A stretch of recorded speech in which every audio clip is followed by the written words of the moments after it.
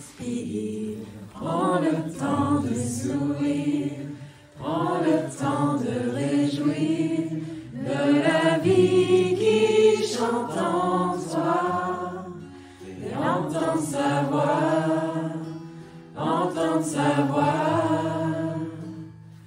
Prends le temps d'une inspire, prends le temps de sourire, prends le temps de réjouir de la vie qui chante en toi, et entendre sa voix, entendre sa voix.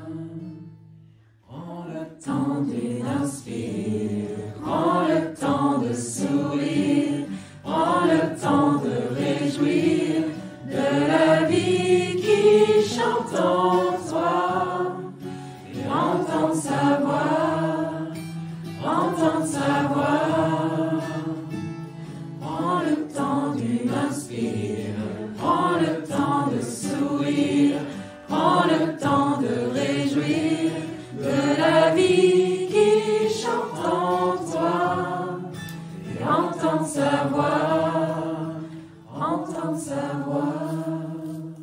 Prends le temps d'une inspire, prends le temps de sourire, prends le temps de réjouir de la vie qui chante en toi, et entendre sa voix, entendre sa voix.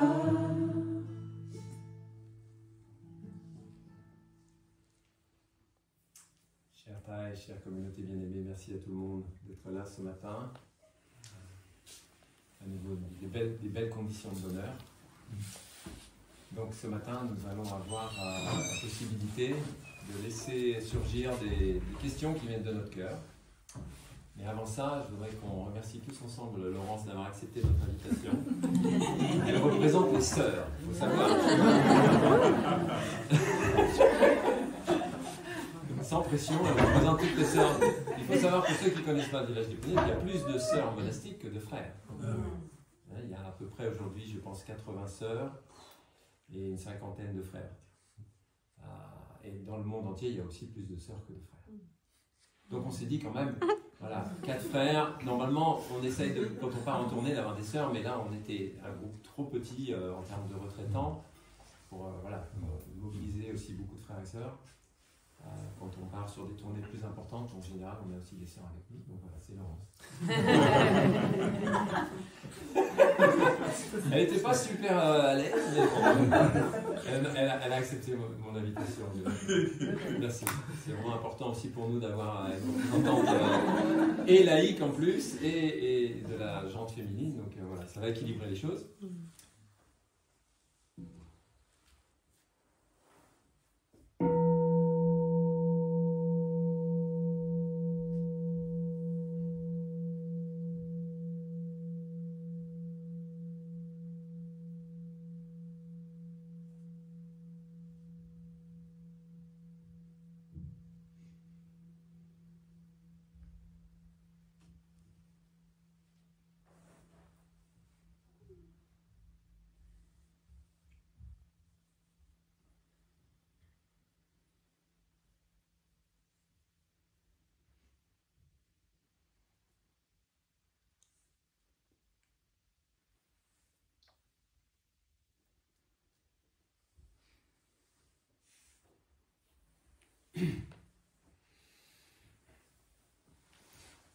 En français ou en anglais? En français, ouais. Ouais.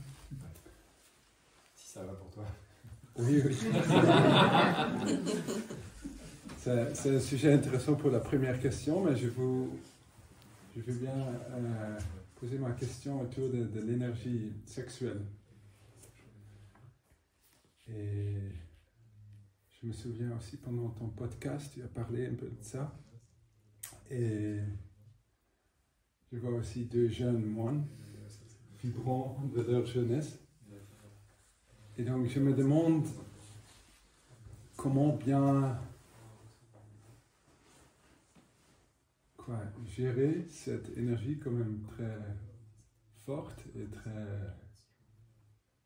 il y a des aspects beaux, complexes, Mais j'ai réalisé que ça peut aussi vraiment créer encore de souffrance ou d'attachement. Et ouais, donc voilà, ma question est comment bien gérer cette énergie avec la pleine conscience de la pratique.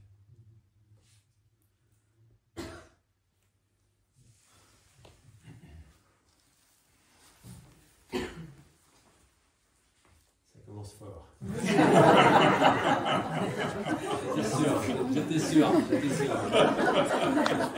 On va peut-être pas demander à Laurence de commencer.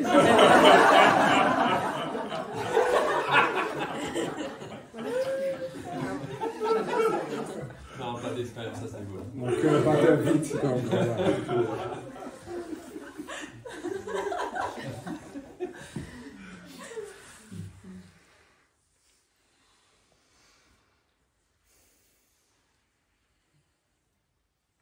On pourrait commencer par la jeunesse, hein. Apparemment, c'était ciblé.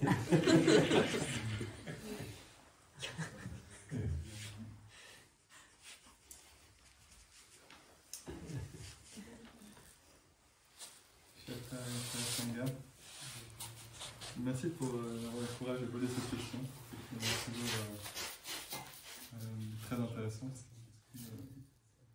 à contempler.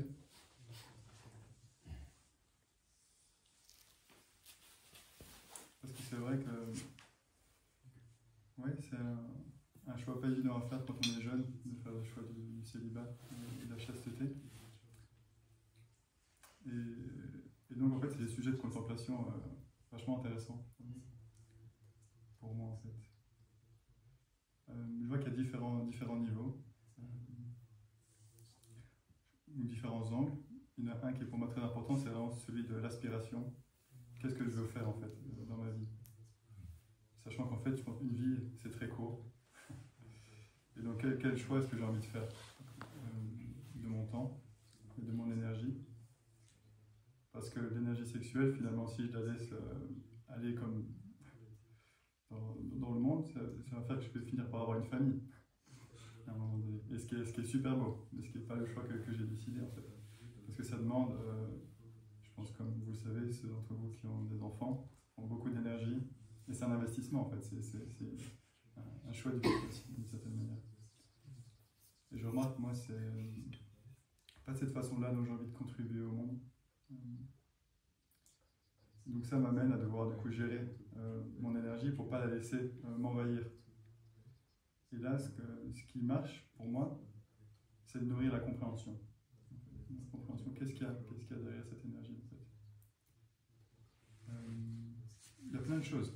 Il y a plein de choses. Il y a un besoin d'amour en fait. Et je pense qu'on a tous besoin d'être aimés.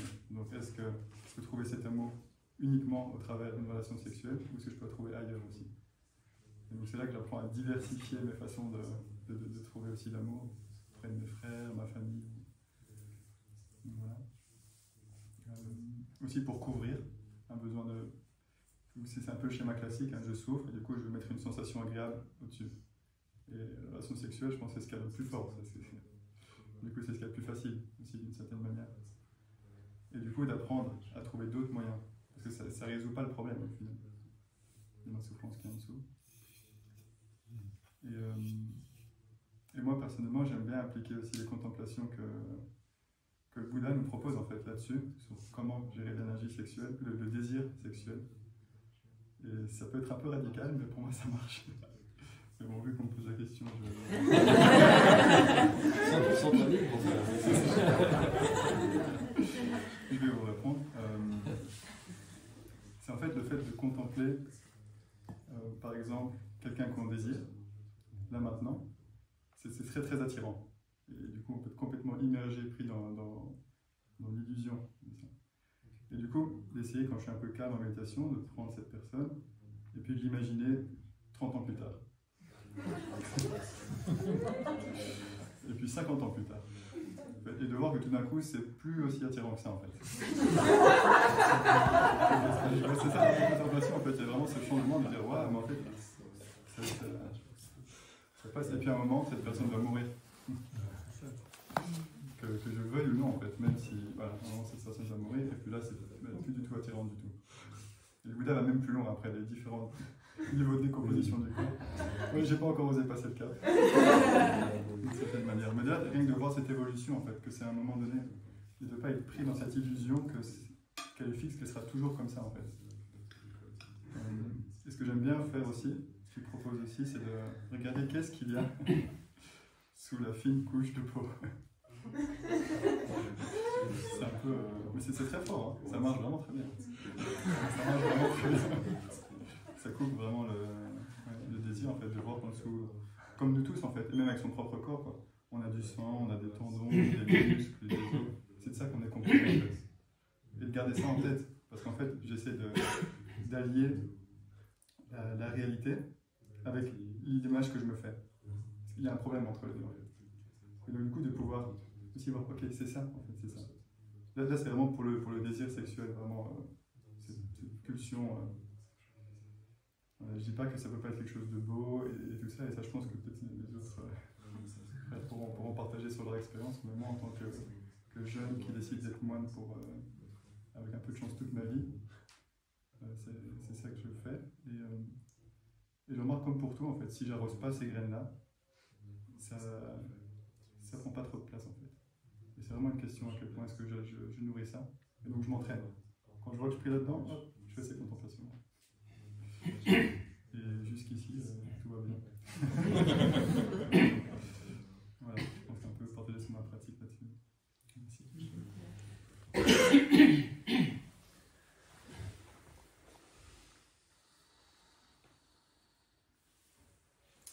Chère famille, merci frère. Je vais amener la perspective de 30 ans plus tard, voire 40, dans la phase beaucoup moins désirable. Peut-être, faut voir. C'est pas sûr non plus. Je vais prendre un angle, mon frère il le sait, un angle complètement différent. D'abord, quand même, célébrer un petit miracle pour moi. Ça fait 10 ans que je pratique la chasteté. J'aurais jamais cru que c'était possible, très honnêtement. Et c'est vrai, je célèbre ça régulièrement. Je me dis, ouais, c'est incroyable. En fait, je suis un pratiquant de la chasteté et je suis heureux. Donc c'est possible. Donc ça, c'est déjà 10 ans d'expérience quand même. C'est pas rien. C'est pas juste un petit peu. Voilà, je me suis pas éteint, j'ai pas perdu ma vitalité, je suis pas devenu dépressif. Voilà. Donc c'est intéressant de voir que c'est possible. Et comme tu l'as très justement dit, c'est une énergie. Donc en fait cette énergie, quelque part elle est neutre, c'est à moi de voir ce que je veux en faire. Donc quand j'étais laïque, dans ma vie laïque, j'ai eu la chance, effectivement, de faire un chemin de conscience avec cette énergie, avec différentes compagnes pour être honnête, ça n'a pas été avec une seule, mais pas en même temps. Les unes à la suite des autres, donc voilà, il y a eu des séparations, puis j'ai vécu d'autres expériences, mais les dernières expériences ont été des expériences vraiment je dirais de l'ordre du sacré, de quelque chose qui permet la rencontre dans un espace qui est d'une beauté inouïe, quand il y a une véritable qualité d'écoute, quand il y a une véritable présence dans le subtil, dans la délicatesse, et dans les énergies aussi qui circulent. Il y a quelque chose d'extraordinaire. Donc pour moi, ça peut être tout à fait une source d'épanouissement, je l'ai vécu. Et en même temps, j'ai vu aussi la limite de ça. J'ai vu aussi qu'il y avait des modes de compensation là-dedans, il y avait aussi toute une partie de mon énergie qui partait là.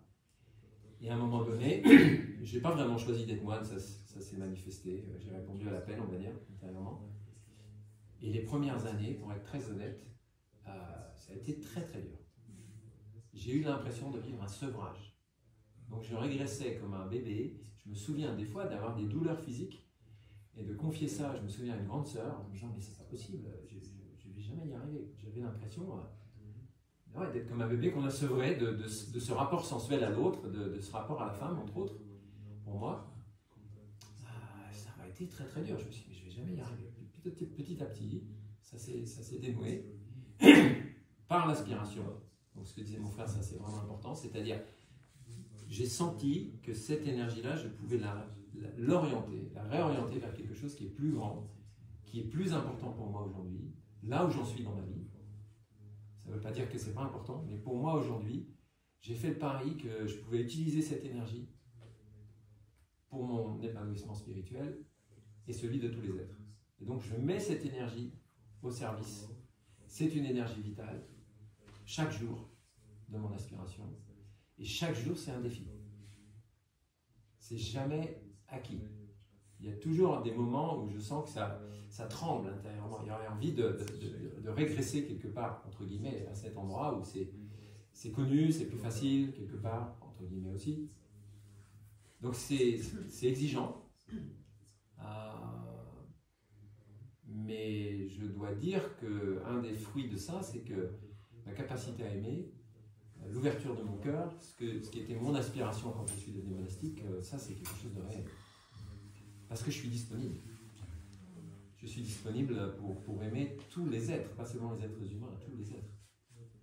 Alors plus ou moins disponible aussi, ça dépend un peu des moments, mais voilà, je sens que mon coefficient de disponibilité, on va dire, a sérieusement augmenté. Mais encore une fois, c'est fragile parce que c'est vrai aussi que cet espace de l'intime avec l'autre, de temps en temps, se ressurgit en moi. C'est comme quelque chose qui est toujours vivant. Et donc j'essaie de trouver comment cultiver cet intime-là dans mes relations, dans le collectif. Par exemple, des moments comme on a vécu ensemble dans le chant, des moments comme on a vécu ensemble dans les partages, sont des moments de cette intimité-là qui me nourrissent. Je retrouve un peu les mêmes sensations, quelque part. Une communion, on va dire. Voilà.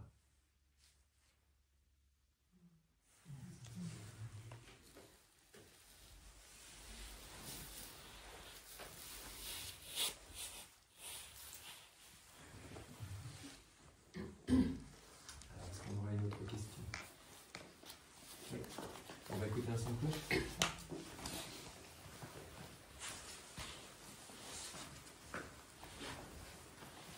Vous avez déjà beaucoup à contempler. C'est ce qu'on a dit. Donc on peut laisser ça circuler et revenir vraiment dans la respiration, dans le corps, écouter la cloche à 100%. Sans rien faire d'autre.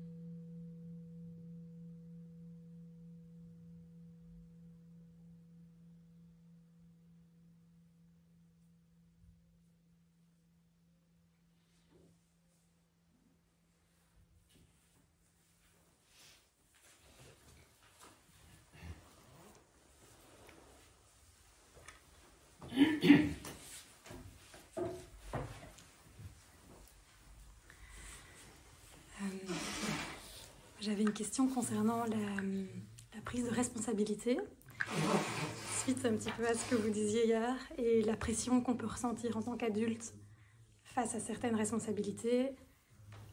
Et quand on écoute l'enfant intérieur, il n'a pas forcément toujours envie de prendre ces responsabilités-là et de sentir cette pression.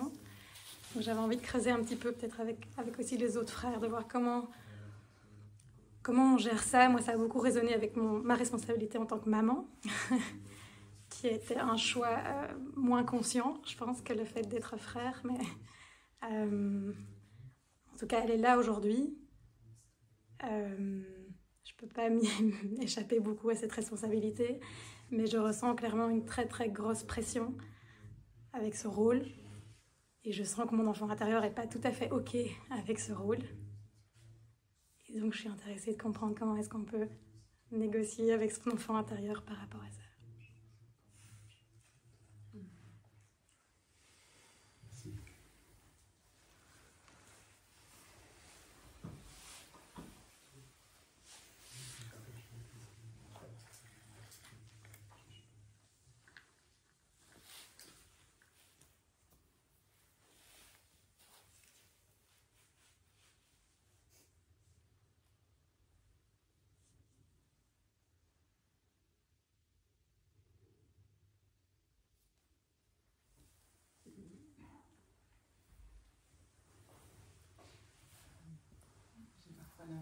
défis que toi. Donc c'est intéressant. Ce qui me vient, c'est nos différents besoins en communication non violente. Ça m'aide de revenir parfois à ça. Et de me dire, en fait, quand en fait, il y a par exemple l'envie d'être à temps à l'école qui peut créer cette tension intérieure. Mais en fait, ça vient assouvir aussi un besoin d'intégrité ou de respect. Et je trouve que c'est intéressant aussi de reconnaître, il y a l'enfant intérieur et il y a peut-être aussi d'autres besoins qui sont plus liés à l'adulte intérieur, qui ont aussi leur place et leur importance. Et peut-être ça c'est quelque chose que j'aimerais pratiquer aussi plus, de voir quels sont les besoins de l'enfant intérieur et où est-ce que je peux en fait laisser plus de place. Moi j'ai fort tendance à mettre l'adulte au contrôle et peut-être que c'est ok d'arriver de temps en temps en retard, de faire ce choix conscient que aujourd'hui c'est le besoin de jeu, de connexion que je vais mettre d'abord. Et parfois simplement de le nommer pour soi peut déjà créer comme un espace de faire un vrai choix.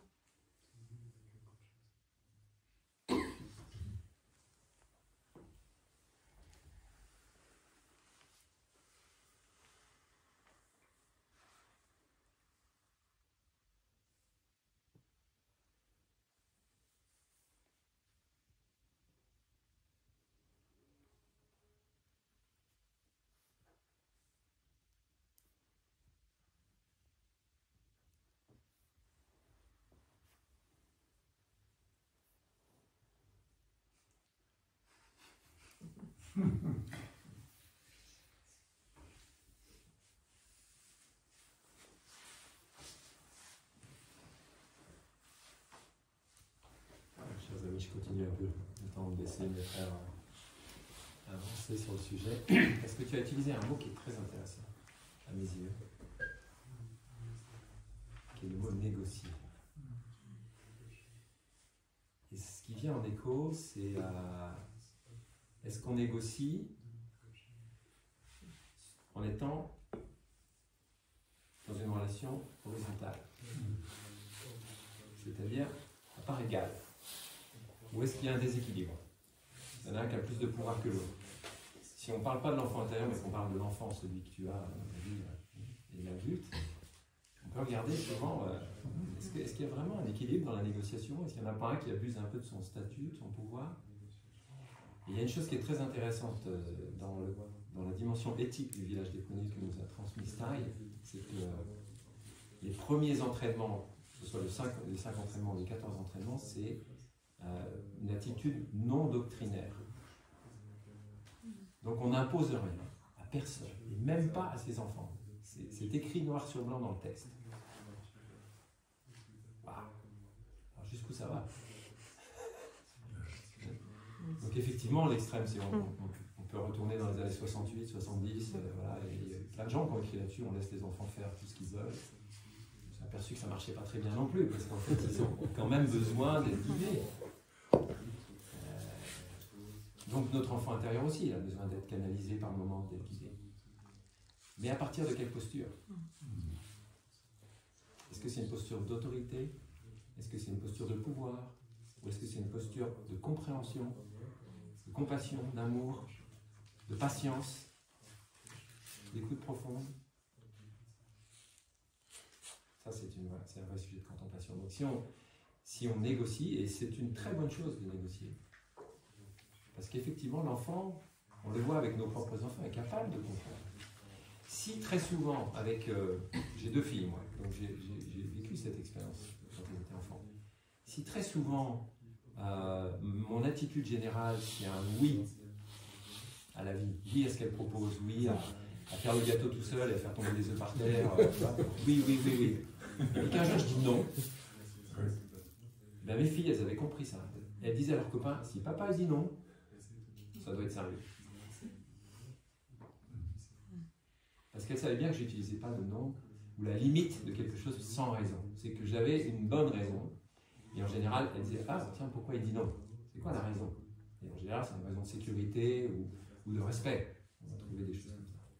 Donc, c'est vraiment aussi une culture de confiance. Si mon enfant intérieur il a confiance, véritablement que ma priorité, une de mes priorités en tout cas, c'est d'être là pour lui, pour elle, alors il va moins pousser à la porte. Il va moins défoncer la porte même. Parce que là, d'un coup, il n'en peut plus. Et en général, ça va passer par le corps. La porte qu'il pousse passe par le corps. Parce qu'il y a quelque chose qui n'est pas entendu. Donc sa manière à lui de manifester, c'est par des tensions dans le corps, voire même des maladies dans le corps. Parce que l'enfant intérieur, c'est le garant qu'on va rester en lien avec la vie, c'est ce que je disais hier. Lui, c'est le garant de ça. Nous, les adultes, on a très vite le mental qui prend le dessus, et je redévelopperai ça demain dans l'enseignement. Et là, on se perd, mais à un point. Lui, il nous ramène, il dit, oh, regarde la fleur. Viens, on va jouer.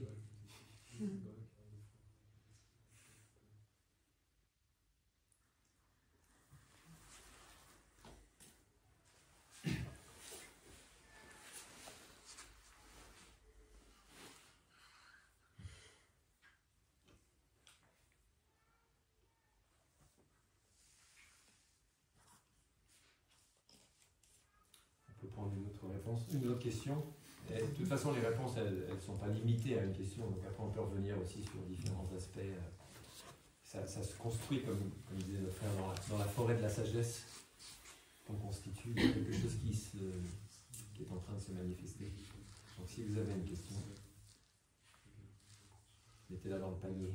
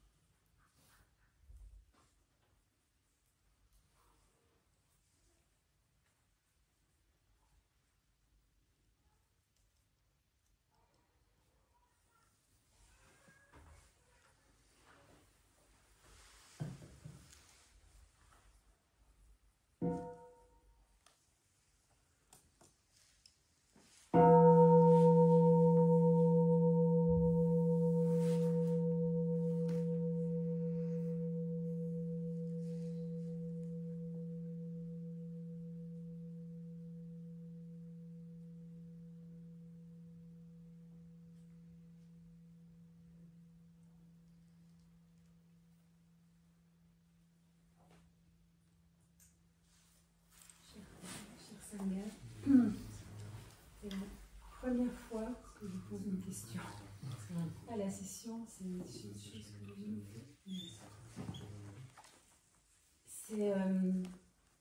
c'est une question qui concerne le complexe d'égalité. Dans mon quotidien, j'arrive pas à expérimenter et à avoir une compréhension. Donc là, il parlait d'un complexe de supériorité, d'infériorité et d'égalité. Je me suis déjà posé la question comment c'était aussi pour les monastiques, qui sont tous égaux, enfin, pas tous égaux, et moi, dans mon quotidien, j'arrive pas à toucher une compréhension au niveau de ce complexe d'égalité. Ça reste quelque chose de un peu hermétique pour moi. Voilà.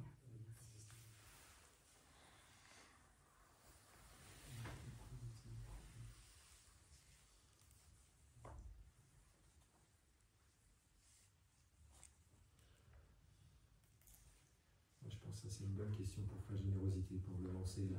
It's a good question for you to start. Volunteer.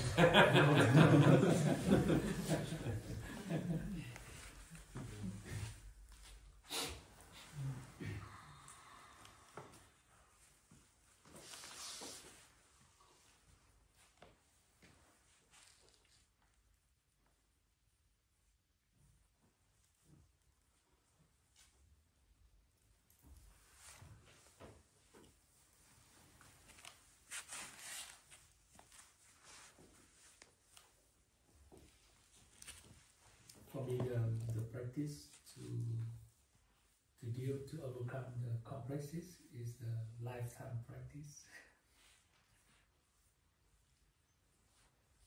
I remember in one sutra, the Buddha taught us that when you no longer have the mind of complexes, and then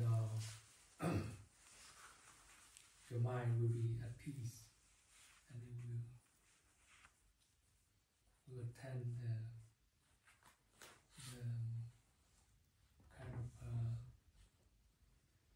unshakable peace. So it's not easy to to practice with complexes.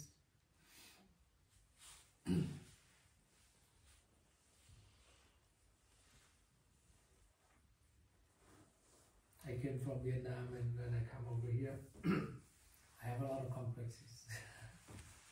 It's, in terms of Buddhism, am I better than my fellow brothers who are not Vietnamese? But, in terms of science, in terms of physical strength, am I worse than them? And those kind of comparing mind is, I saw it consume a lot of my energy and time. And it's interesting that in Buddhism, we point out the equality. Comparing also is a kind of complex. And one of the intention under that is as long as we compare ourselves with others, and then we will have the complex, either superior complex, inferior complex, or equality complex. And all of those mind is are not beneficial for our inner peace, for our growth, inner growth. Because all of our thought, our intention, as our energy, and as long as we use it, we have to learn to use it in a more wholesome, more beneficial way. We try not to use it in a way that we lose. The more we use it, the more we lose it. And spending our energy and our thinking, our time into the complexes, all of those complexes is not so beneficial for our practice, for our inner strength.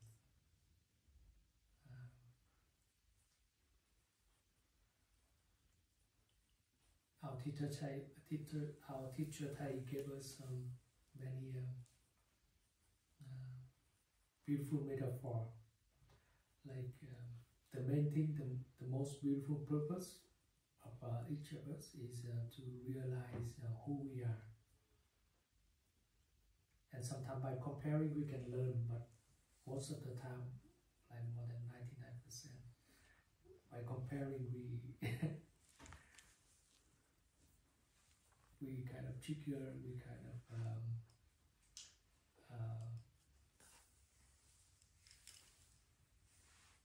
leading to another consequences that's not good for our practice. So instead of that, it's better that we concentrate into ourselves. What is our talent? What is our qualities? What is our kind of shortcoming, kind of things that need to be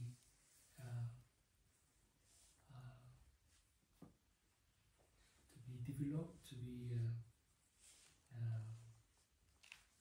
be worked on, to need time to work on, rather than we look outside. If we are a rose, and the rose just need to be a rose, and that would be the best. And when the rose trying to be a lotus, and that would be a problem. So even when we see that we equal than others, that's already the start, already the layer of comparing, and the layer of reaching out instead of coming in. And the core, so for me the core of the practice is helping us to coming in and to make the best of ourselves. And by that we can help other people to also come into themselves and to become the best of themselves. So in that way we can help each other, we can nourish each other, and we can live in peace with each other. So without the mind of complexes, and I'm sure that there will be no conflict, no war, and just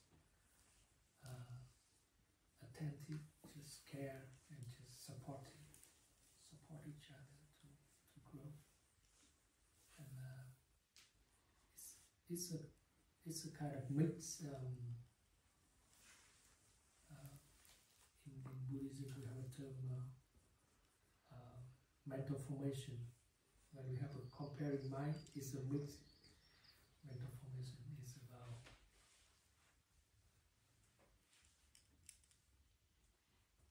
who are we, or who they are, and who is better. Even we are equal, and am I need to be better than them? And it leads to a lot of more complex consequences, which is unnecessary. And as a practitioner, we learn how to use our energy, our thinking, our thought is a kind of energy, very powerful energy. And if we know how to use it, how to invest it in a good field, good land, and then we have a better consequences that more beneficial for ourselves and for people surrounding us. So instead of spending time thinking that are we equal or not, if we're equal, maybe we're happy at that time, but then everything will change. We're changing every day. Our subject also change every day. So what happens if the day after we feel that we're not equal anymore, and we suffer? In that context, the comparing mind, equality is also kind of complex, and we should mindfully, skillfully learn to practice with that, and when we can overcome all those kind of complexes, then we are way free. I'm not there yet, but yeah, this is the way. So the practice of mindfulness, for me, I'm practicing now is whenever I feel that I'm comparing, I just mind with that. And yeah, this is the tendency to compare. This is a tendency to fall into the complexes.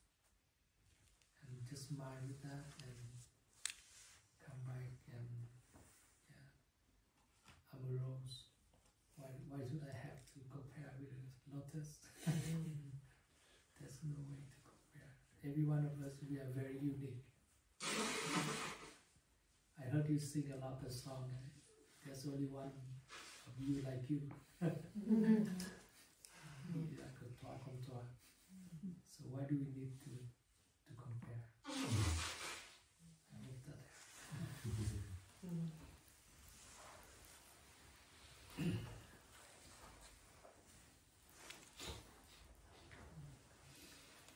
J'aimerais partager aussi un peu mon expérience. J'ai pas mal travaillé avec ce complexe d'égalité.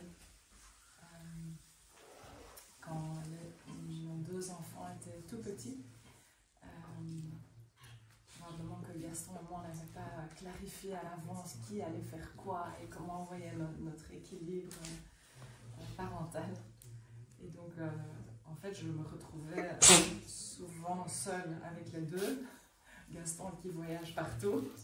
Et puis ça bouillonnait à l'intérieur. Bon, là j'ai déjà passé, même quand il était là, bon, là j'ai déjà passé 8 heures avec les enfants. Maintenant c'est à toi. Et aussi l'idée qu'on a 24 heures sur la journée, on devrait avoir le même temps libre. Donc travailler c'est du temps libre. Être avec les enfants, t'es avec les enfants, et le reste du temps c'est ton temps libre. C'était mon idée du Gaston. Ça fait déjà 8 heures que tu as du temps libre, alors que lui travaille. Moi, j'aimerais aussi avoir 8 heures. J'exagère un peu, mais c'était un peu ça. Et puis, en fait, je souffrais beaucoup.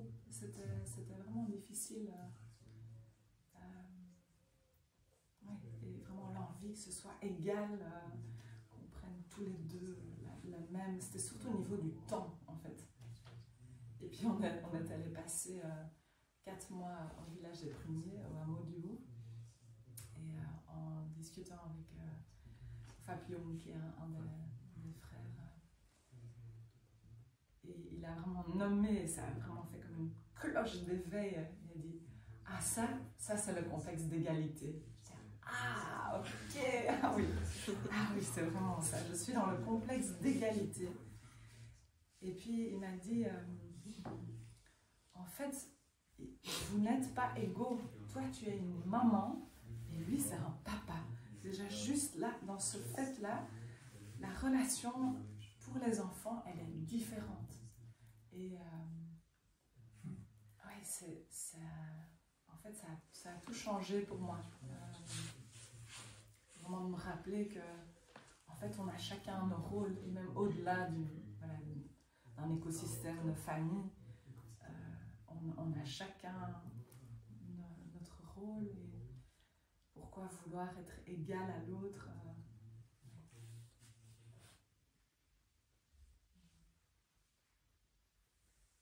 Et de voir vraiment qu'on est avec certaines qualités, une certaine constitution aussi physique, de caractère, et qui est totalement unique. Et qu'on a peut-être une espèce de mission comme ça qui est parfaite pour nous.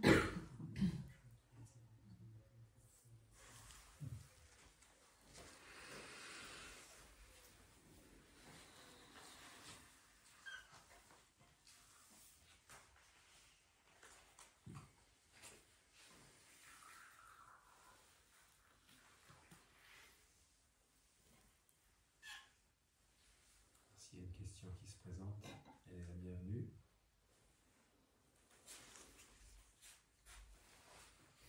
Mademoiselle au fond.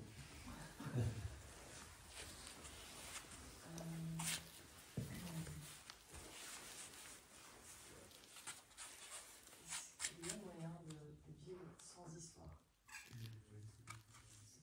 Contextualiser un peu ça. J'ai une histoire que je me répète avec des croyances que je connais très bien depuis longtemps. Est-ce qu'il y a moyen de s'en défaire? Oui, je pense. Mais pas réinventer une autre histoire.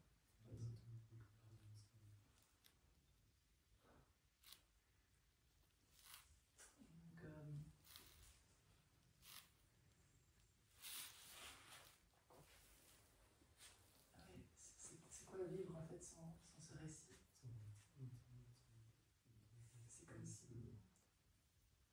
c'est devenu mon identité, il y en a plein de récits.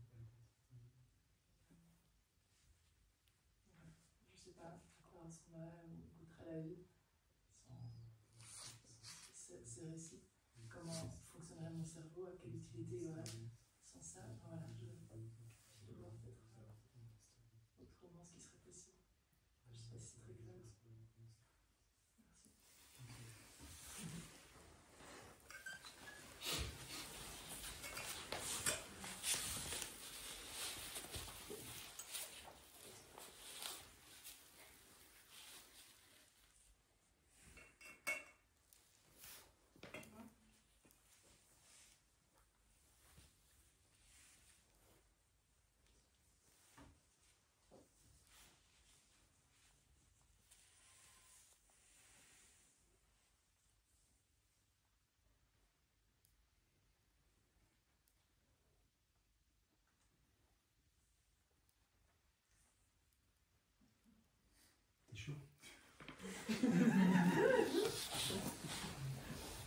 Je back up. Hein. Je back up. Vas-y.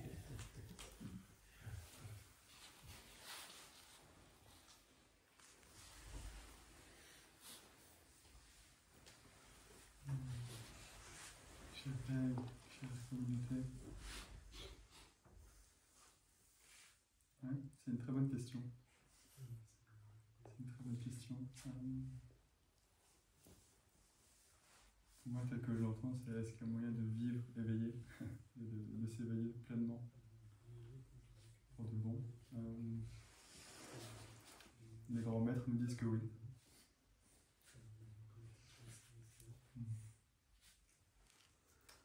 À quoi est-ce que ça ressemblerait?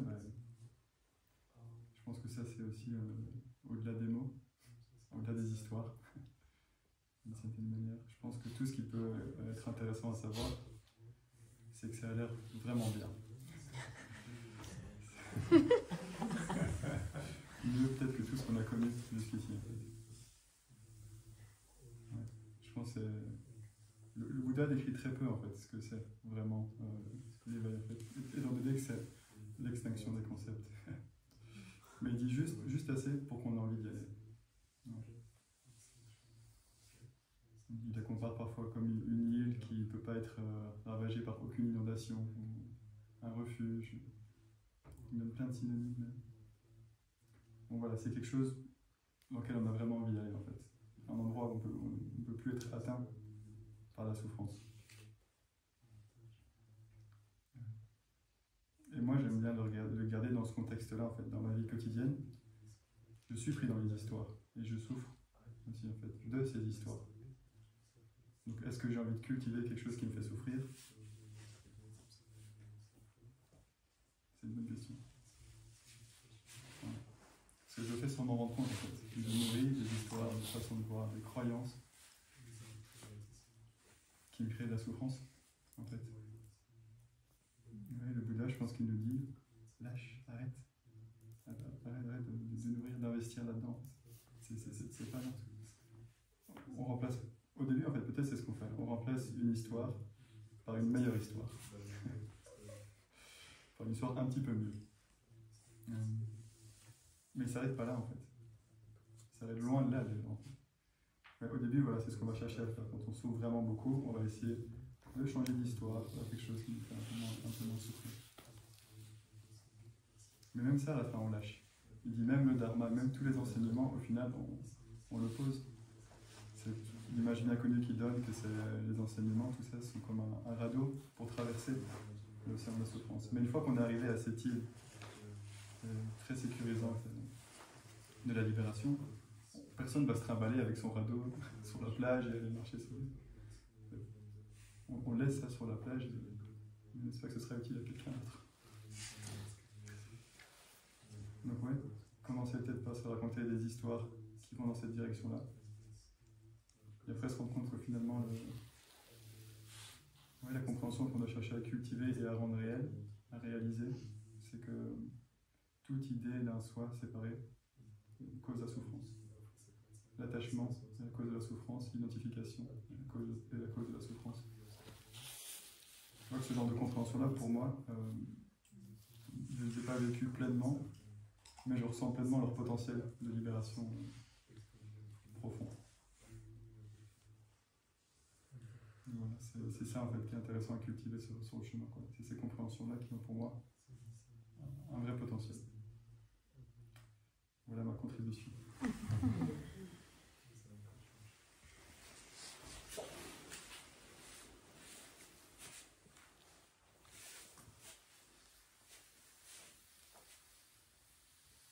Bien complet, rien à rajouter.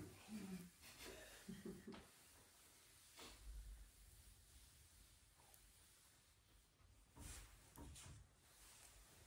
peux juste rajouter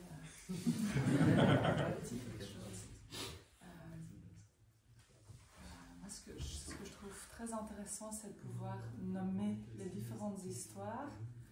Et en soi, peut-être que c'est ok quand l'histoire est là, mais pas d'en être esclave. Et donc de ne pas non plus créer un combat intérieur. Allez, est-ce qu'on peut juste les passer à la chasse, parti. Mais ce qu'on appelle le processus de diffusion, créer un petit peu d'espace et de leur permettre d'être là. Pour moi, ça m'aide beaucoup de leur donner un nom. Juste ça déjà, c'est intéressant.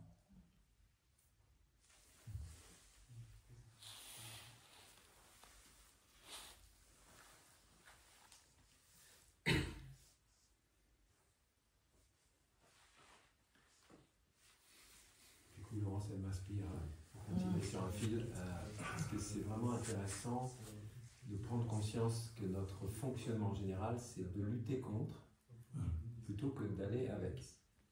Donc, si je lutte contre cette histoire qui m'obsède, je vais la nourrir, en fait. Donc là, l'image qui me vient, il vaudrait mieux en écrire un livre. Il vaudrait mieux lui donner complètement corps, en fait, jusqu'au bout, qu'elle ait le droit d'exister. Et c'est de cette manière-là qu'elle va se libérer. En lui mettant un joli titre, voilà. Donc de manière générale, c'est intéressant de voir que notre tendance est plutôt la tendance du rejet, de repousser, et on crée une force de résistance. Et ça peut devenir une obsession, en fait. Donc l'antidote à ça, c'est effectivement quand on est, comme le disait notre frère, dans un moment aussi de qualité, quand on est vraiment disponible, évidemment si on est dispersé, elle a beaucoup plus de pouvoir que moi, donc elle va m'emporter en fait. Mais si je suis dans un moment où j'ai construit les trois piliers de la pleine conscience, c'est-à-dire je m'arrête, je reviens dans le moment présent, je respire, je regarde, de ça va naître un peu plus de concentration, donc je peux avoir une vision plus claire qui va m'amener vers une vision plus profonde. À ce moment-là, je peux donner de l'espace à ce récit complètement, voir quel est le narratif que je me raconte. D'ailleurs, par rapport à la planète, c'est la même chose, hein. Je peux étendre ça à plein de différents endroits. Et véritablement, avoir la vision profonde, en anglais on dit l'insight, que c'est une construction mentale. Et que ce qui est à la base de cette contemplation, c'est par exemple ce que notre frère a évoqué comme étant le non-soi. Et d'ailleurs c'est intéressant quand on utilise le mot histoire, parce que dans la tradition bouddhiste, on parle de la dimension historique, donc qui fait référence au passé, présent, futur, donc une création. Le temps est une création du mental. En réalité, le temps n'existe pas. Les scientifiques aujourd'hui le démontrent très bien. Le temps et l'espace n'existent pas, c'est juste une création. Donc on parle de la dimension historique, linéaire, et de l'autre côté, on parle de la dimension ultime, la dimension absolue, qui n'a pas du tout de référentiel du temps. Et qui n'a pas non plus la nature de la séparation, qui est dans l'unité. D'où l'importance en permanence de cultiver aussi quotidiennement qu'est-ce que c'est pour moi prendre refuge dans la dimension ultime. Parce que si je veux me débarrasser d'une histoire par mon mental, je souffre. Lui, il adore les histoires, donc il va continuer, il va en mettre une autre couche, et là, je me bagarre contre moi-même de manière absolument contre-productive. Donc il va falloir que je surlève, il va falloir que je me remette à plus grand.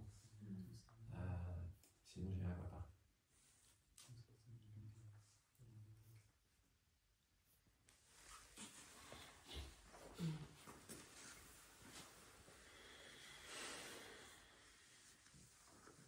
On va écouter la cloche avant de prendre ta question.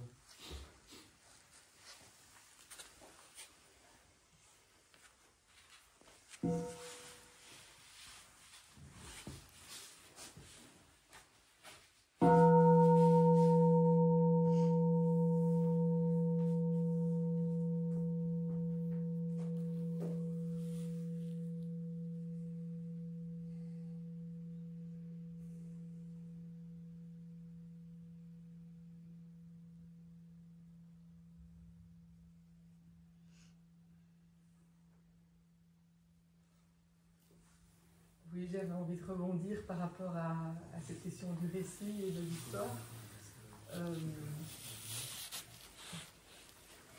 J'entends en fait un petit deux stratégies, soit de créer un autre récit, ou soit de voir ça comme une construction et d'abandonner complètement.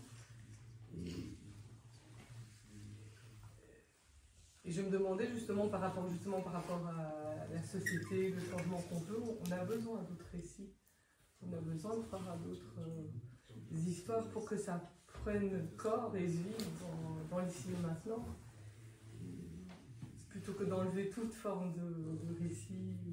Enfin voilà, c'est une question que je me posais. Est-ce qu'il n'y a quand même pas une utilité à avoir un récit positif? Et peut-être même pour soi, de dire qu'est-ce que je veux dans ma vie, par exemple, peut-être aussi sur je veux plus d'amour, plus d'abondance, plus de liens, et d'imaginer aussi ce récit. Certaines personnes proposent d'imaginer, de vivre comme si ça existait déjà, pour que ça se passe. Voilà, je me demandais ce que vous en pensiez par rapport à ça. Si c'est pas aussi une forme de solution, finalement, d'avoir des récits, mais autres. Voilà.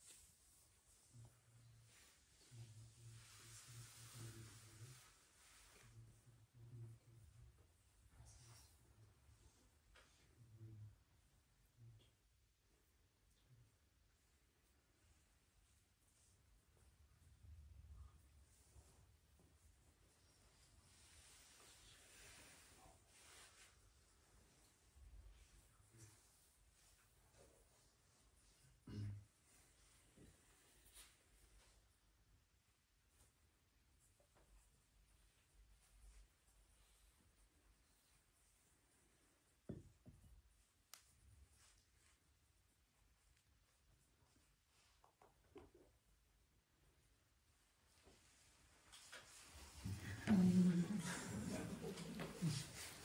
vais bien commencer. J'ai la sensation que Frère Confiance a déjà bien répondu à cette question-là. Surtout sur l'aspect, c'est un moyen pour, attention de ne pas s'y attacher, on joue en fait à raconter des récits, des histoires, si ça pointe dans la direction de la libération. Et je sais pas, en t'écoutant, ce qui me vient, c'est bien sûr que c'est utile, on a besoin de récits, d'ailleurs, c'est pour. On n'a pas un mental pour rien, c'est qu'il faut l'utiliser. D'accord? Donc ce serait ridicule de ne pas utiliser les récits.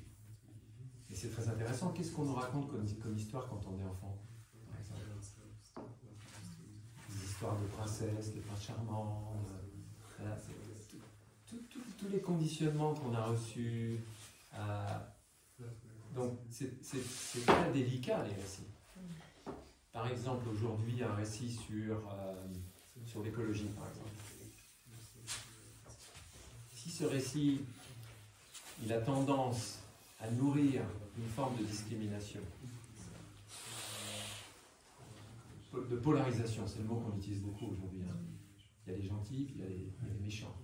Donc, si tu regardes bien notre esprit, il fonctionne comme ça. Discrimination, comparaison, ça c'est les gentils, ça c'est les méchants. Wow. Si le récit, il est teinté de cette énergie de discrimination, il ne va pas du tout dans la direction que Frère Confiance a élaborée tout à l'heure. La direction dans laquelle on va, c'est la direction de l'amour, de l'inclusivité, de la non-discrimination. Notre maître taille est le champion pour moi numéro 1 de la non-discrimination. Cette communauté dans laquelle on est n'existerait pas s'il n'avait pas incarné ce que c'est que la non-discrimination. Et c'est toujours vivant, mais c'est super difficile. Je regarde un documentaire sur l'écologie, c'est un récit, d'accord? Ce récit, il vient me chercher et à un moment donné, je me rends compte, je pense à un en particulier, je ne vais pas le nommer, mais je pense, il est très intéressant. Mais à un moment donné, qu'est-ce que ça nourrit en moi? Je vois quelque chose qui monte du côté de ça c'est à cause d'eux. Et là, j'appuie sur le bouton stop et je m'arrête. je sais que je suis en train de partir dans une mauvaise direction. Donc ça ne veut pas dire que je ne regarde pas la fin du documentaire, mais je digère d'abord ça, je me réétablis dans mon aspiration profonde, qui est celle de l'inclusivité. Et tant que je n'ai pas retrouvé l'équilibre, je ne regarde pas la suite. Waouh! Parce que tout ce qu'on nourrit là, on ne s'en rend pas compte, mais on reçoit une somme d'informations qui sont que des récits orientés dans une direction ou dans une autre. Et comment avoir le discernement si je ne suis pas suffisamment centré, présent, ancré dans la dimension intime? Waouh! Alors là, c'est du challenge quotidien, permanent, dans les conversations, dans ce qu'on regarde, dans ce qu'on écoute, dans ce qu'on lit. Bonne chance. Work in progress.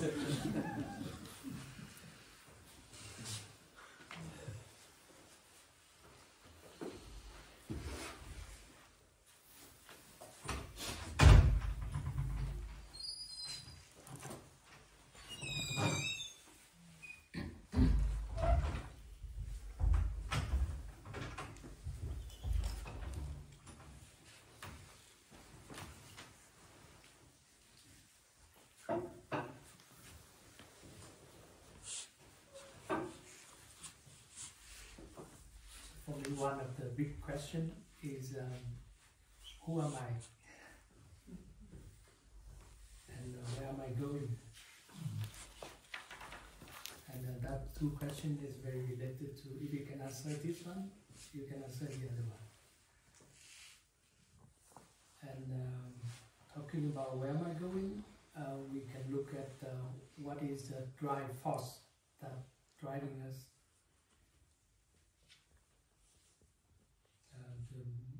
The Buddha gave a very beautiful story about the metaphor. There's one guy riding a galloping horse very fast, and he passing by one of his friends, standing by the way, and the friend asking, "Where are you going?" And the guy on the horse said, "I don't know, ask the horse."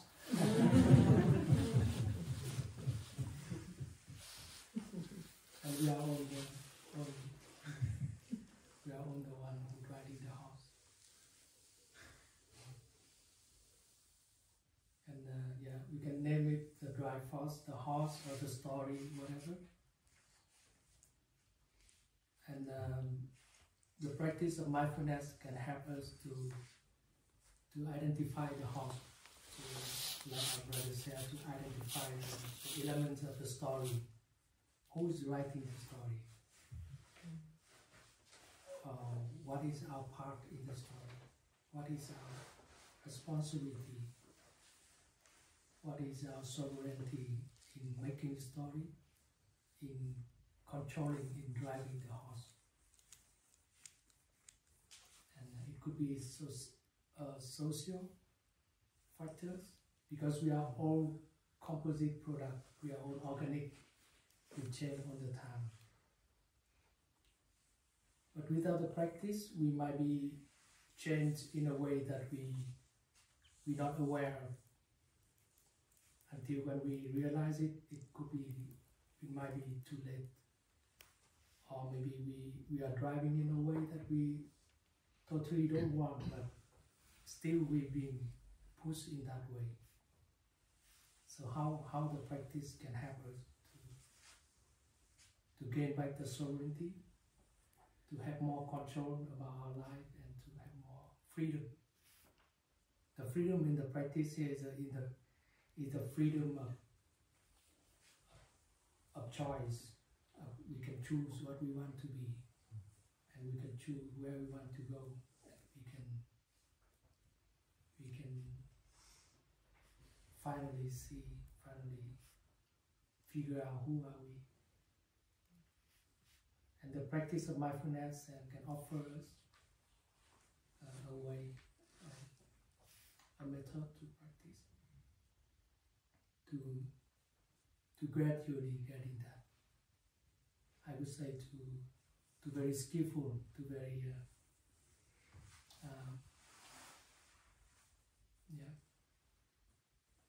very aligned with the law of the nature in order to get to that. I don't know, here you have a lily flower, or you know the lotus? Yeah, in Vietnam the lotus is everywhere. So when you take a chunk of the lotus and you break it, and you slowly pull it apart, you see a kind of silk. It's similar with the lily flower. So in the Zen tradition, we say you throw the lotus silk to tame the tiger, to tame the beast inside of you. Because sometimes we want to be a happy person, we want to be a peaceful person, but sometimes we have to face the beast, the very strong driving force that drives us to the direction that we don't want. But somehow we feel that we don't have any sovereignty on that. But with the practice is like the silk, the lotus silk, can tame the horse, can tame the beast. But how? Because the silk is very fragile, very small. So in our tradition, we learn to weave the silk, become a rope. And the rope could be strong enough to tame the horse, to rewrite the story in the way that we want. And metaphorically, in our tradition, the silk is our breathing, is our breath. So you see in our retreat, we all set up in a way that we coming back to our breathing from time to time, to strengthen it, to build a new habit, to weave a rope. So by that we have more sovereignty, we have more strength, inner strength to ourselves. And the practice is very much along with the 5 mindfulness training. I don't know how many of you used to that. It's the 5 mindfulness training is like the North Star. We might never reach the star, but knowing that just follow the North Star direction, we go in a better way. We go in a wholesome direction for our life, for ourselves, and for our beloved people. And the 5 mindfulness training is very concrete. It's not Buddhist. I'm very happy that our teacher Thai made it become more secular, and we're still working on that to make it more reachable, more applicable for everyone. You don't need to be a Buddhist to practice that.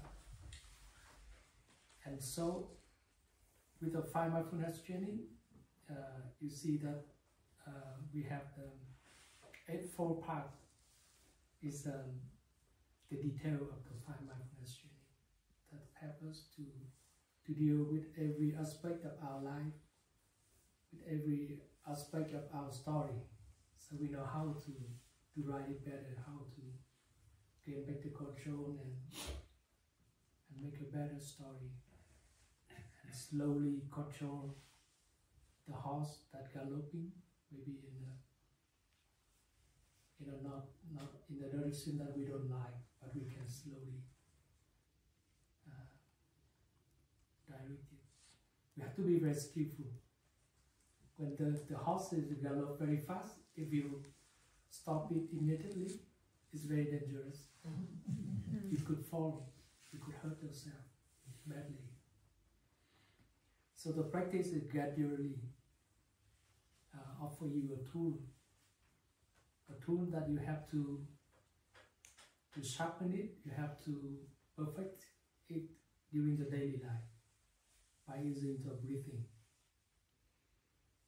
And if you have time, you can read the book that our Thai wrote on the comment on the Sutra of Mindful Breathing. It's a very thin book, but it's one of the very good map for us to practice. And, yeah, it takes time, but it could be very beneficial, very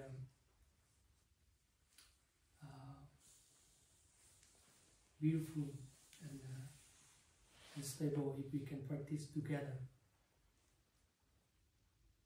So while we practice sitting, walking, we all practice together, coming back to our breathing, coming back to our step.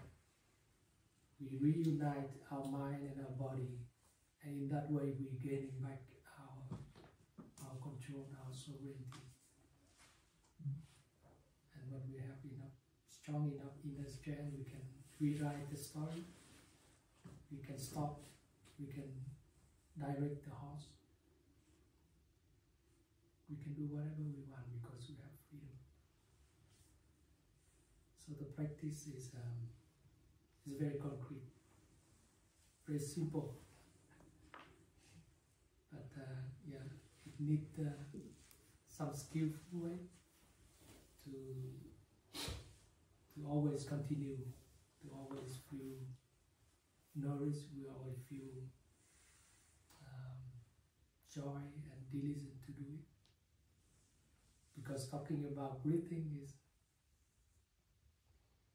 yeah, it could be boring if you're coming back for your breathing for a few minutes. So we need to learn how to enjoy it. And by coming back together, sharing and spending time together is a very beautiful way to nourish each other. So for me, the tune is always there. And can we apply it? Can we make it our cup of tea to enjoy every day? The secret is enjoy it every day, because it's very simple. You can easily forget it. But if you can do every day, every moment, even, because we breathe every moment. So every breath could be a new line for our story. Every breath could be a new silk for the rope to gaining back our sovereignty. Let's enjoy it.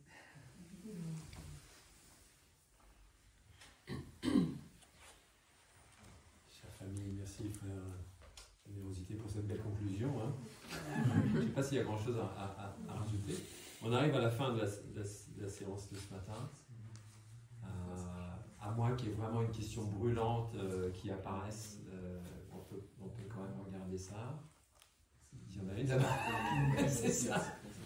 Ok, alors on écoute un son de cloche, on prend la dernière question. Et puis voilà, on va s'arrêter après ça.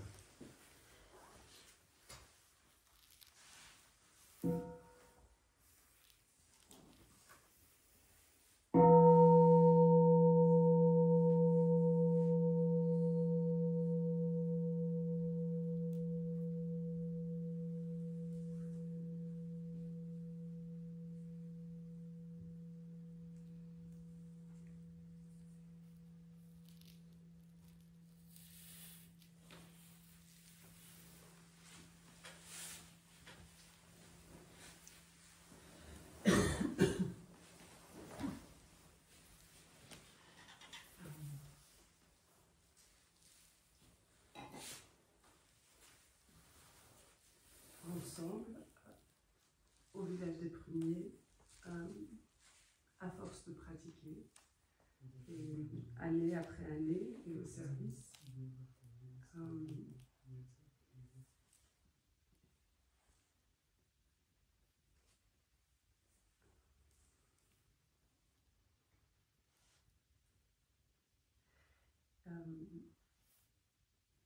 Est-ce que votre manière de semer est aussi donc, dans cette recherche d'avoir sublimé la douleur et les joies pour arriver à cet endroit, au ce paysage comme tu le décris. Avez-vous, enfin, l'objectif est ici devant moi, entre autres, dans la transmission, mais arrivez-vous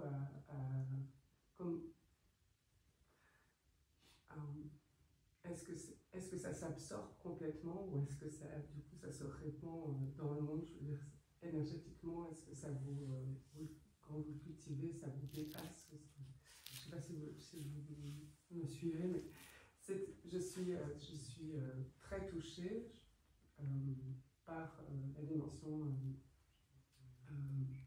énergétique générée par la méditation groupée. Et donc je me demande au quotidien comment du coup comment vous vivez en fait la manifestation de votre travail. Je ne sais pas si c'est clair. Comment vous partagez ou comment est-ce que elle est mise au service mais... Alors comme je n'ai pas très bien compris, pour être honnête, je vais essayer de reformuler. C'est une manière de voir si on arrive à tisser quelque chose ensemble. Oui. Parce que c'est intéressant les questions qu'on ne comprend pas. C'est souvent les meilleures. Celles qui viennent de quelque part. Parce que notre frère a dit, en fait, il y a un endroit où on peut pas mettre de mots. Donc on est à un endroit aussi où voilà, on ne sait pas trop comment mettre les mots. Alors qu'est-ce que je pourrais dire de ce que j'ai ressenti? Tu as utilisé le mot semer tout à l'heure, je crois. Ouais. Et ça ne m'étonne pas de la part d'une cultivatrice. Et c'est dans cette dimension où le jeu est fondu, dissolu. La place que prend ce corps-là. Voilà, vous la chérissez tous, vous la nourrissez tous. Est-ce que vous arrivez à comment elle est mise au service?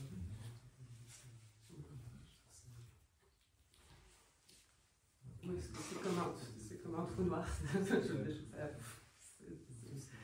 Pour moi, c'est une immense semaille dans le monde. Quoi. Ok. Alors, est-ce que le village des pruniers essaime dans le monde? Oui. Ça, c'est très clair. Et j'ai eu l'occasion de voyager pas mal ces dernières années. C'est tout à fait impressionnant. Tout à fait impressionnant. Et c'est quoi cet essaimage? Ce sont des personnes comme ici, pas très loin d'ici, la Sangha, comment elle s'appelle votre Sangha? Tilleul, c'est ça, ouais.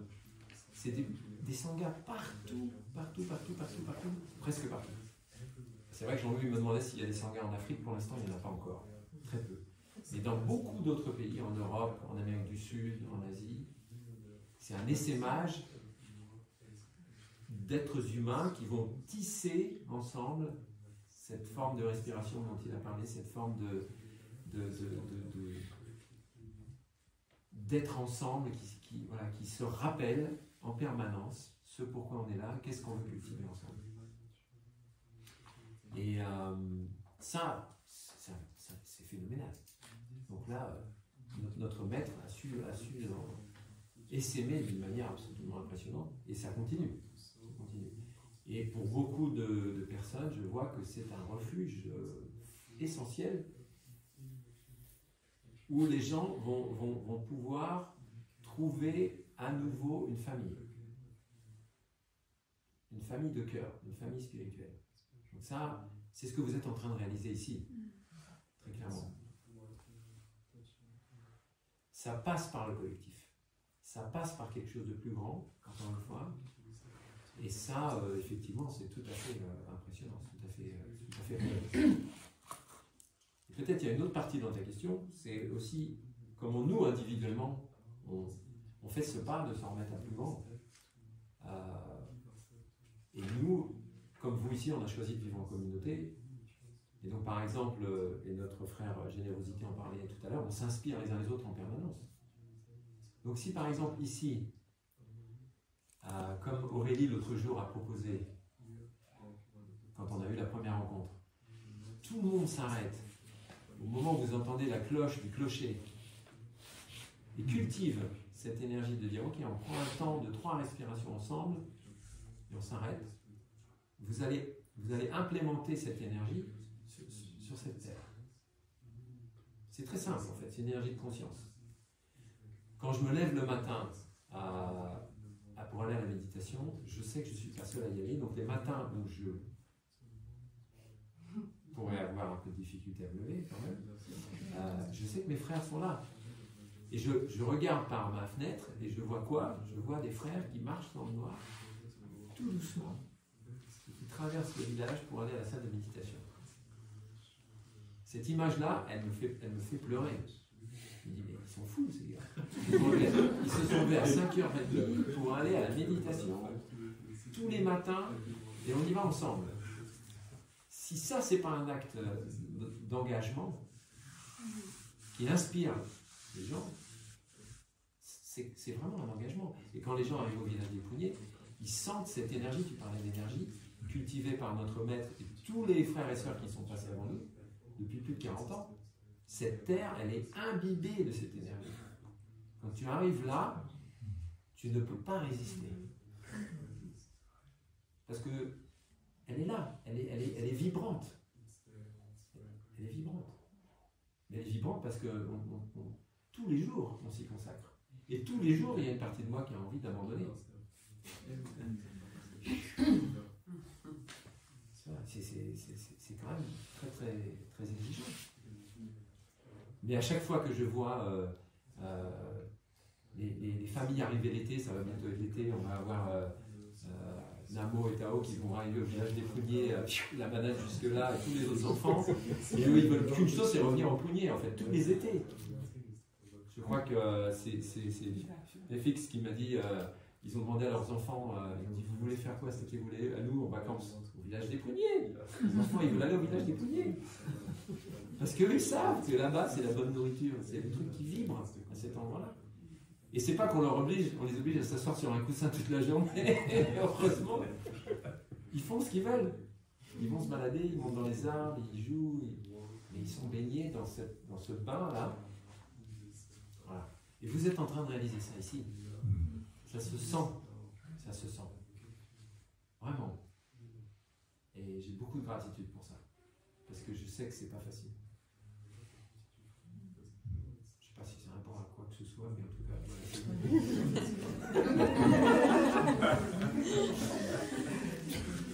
Et ça m'a l'air pas mal comme conclusion. Si ça convient à mes frères et sœurs. On peut s'arrêter là, ou s'il y a quelque chose d'autre qui émerge.